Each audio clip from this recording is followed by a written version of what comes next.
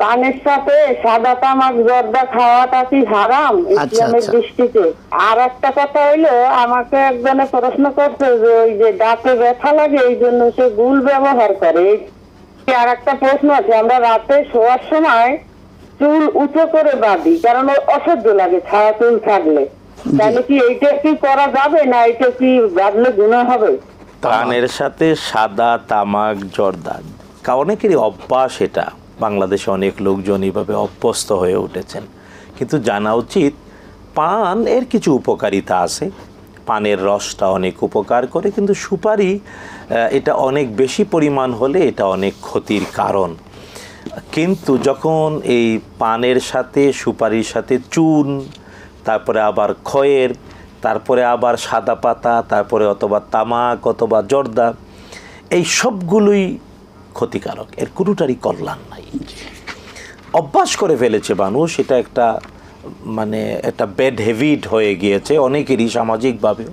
কিন্তু আমরা বিনীতভাবে অনুরোধ করি সীমিত পর্যায়ে পান খাওয়ার অভ্যাস গড়ুন, আর সাদা পাতা তামাক জর্দা ছেড়ে দেওয়ার চেষ্টা করুন।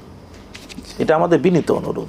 শরীর দৃষ্টিকোণ থেকে কথা বলতে গেলে বলতেই হয় যে জিনিসে উপকার নেই বরং ক্ষতির কারণ আছে, শরিয়া তা নিষেধ করেছে। জি, এই জন্যে যেহেতু সাদা তামাক বা জর্দা এর মধ্যে মানবদেহের ক্ষতির সুস্পষ্ট প্রমাণ মেডিকেল সায়েন্সে রয়েছে, তাই আমরা বলি উচিত নয়। গুল ব্যবহার করা কাছাকাছি ওইটা তো আরো ভয়ঙ্কর জিনিস। জি, এটা একটা মারাত্মক নেশা, এটা নেশা, এটা নেশা। এই নেশাটা ছেড়ে দেওয়া উচিত। আল্লাহ হেদায়েত নসিব করুক। বরং দাঁতের ব্যথা হয়, আপনি লবঙ্গ খান, লবঙ্গ গুঁড়া করে দেন, মুখে একেবারে কমে যাবে। লবঙ্গের অনেক উপকার দাঁতের ব্যথার জন্য। এই ধরনের আরও অনেক মেডিসিন হিসাবে আপনি ভেষজ অনেক জিনিস আছে যেগুলো এই সমস্ত ব্যথা ট্যাথার উপকার করে, এগুলো ব্যবহার করেন। কিন্তু গুল, তার মানে এটা তামাককে বিভিন্নভাবে প্রক্রিয়াজাত করে তারপরে আবার এর মধ্যে কি দিয়ে, আবার হাতের মধ্যে এটাকে কি মালিশ করে তারপরে ঠুটের নিচে দিয়ে, আহা, এগুলা নিঃসন্দেহে এটা মানে খবিস খারাপ। মানে আল্লাহ তাআলা কোরআন আল কারীমে যত জিনিস আমাদের জন্য হালাল করেছেন তাকে বলা হচ্ছে তয়্যিবাত, আর আমাদেরকে নিষেধ করা হয়েছে খাবায়েস। খাবায়েস মানে হলো যা নিজেই সত্তাগতভাবে অপবিত্র অথবা সত্তাটাই এমন যা অকল্যাণ করে। একটা জিনিস হলো রাসূলুল্লাহ সাল্লাল্লাহু তাআলা আলাইহি ওয়াসাল্লাম নিষেধ করেছেন, এবং কেন নিষেধ করেছেন আমাদের শেখ সাদেক ভাই হাদিসটাও নিজে পাঠ করেছেন।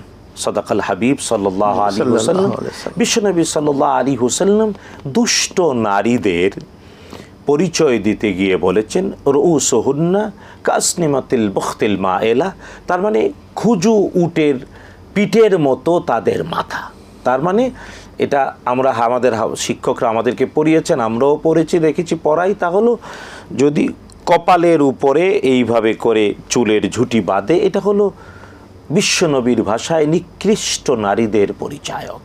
নাউযুবিল্লাহ মিন যালিক। যারা অন্যকে আকর্ষণ করে নিজেও আকর্ষিত হয়, এটা করা কোনো অবস্থায় যাবে না।